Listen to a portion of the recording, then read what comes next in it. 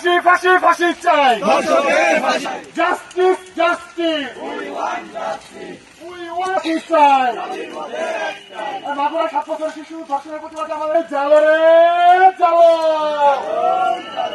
বিচার বিচার বিচার চাই। জেলা ছাত্র কল্যাণ সমিতির আয়োজনে আজকে আমরা এখানে একত্রিত হয়েছি। মাগুরায় 3য় শ্রেণীর মিছিল জানাতে আসছে এবং প্রতিবাদ জানাতে আসছি। এই পর্যায়ে প্রতিবাদের শুরুতে আমার বন্ধু মোহাম্মদ আলী তিস্তি, তাকে তার বক্তব্য রাখার জন্য অনুরোধ জানাচ্ছি। দেশে বিভিন্ন স্থানে অনবরত ধর্ষণের ঘটনায় ইন্টারিম সরকারের বিচক্ষণতাভাবে আজকে আমাদের হাতে আমরা 3য় শ্রেণীর আমাদের নিষ্ঠুর শিশুর ধর্ষিত লাশ, ধর্ষিত দেহ যারা আতঙ্কের মধ্যে দিন কাটায়। আজকে যদি আমরা চুপ থাকি, আগামীকাল আবার কোনো বোনরা ভয়ের সাথে দিন কাটাচ্ছে। আমরা কি আমাদের দর্শকদের ভাবে রাস্তায় ঘুরে বেড়াতে দিব? এবং আমাদের এই জন্য আমরা 24শে গণঅভ্যুত্থান সফল করিনি। আমাদের বলতে পারেন তার আজকে মায়ের মমতা আদর স্নেহ ভালোবাসায় গড়ে ওঠার কথা, কিন্তু তার আবার আজকে এক চোখ বন্ধ থাকবে। কবে আমাদের চোখ খুলবে? আমরা কি শুধু শোক পালন করে যাব, প্রতিবাদ করে যাব, আর দর্শকের রাস্তা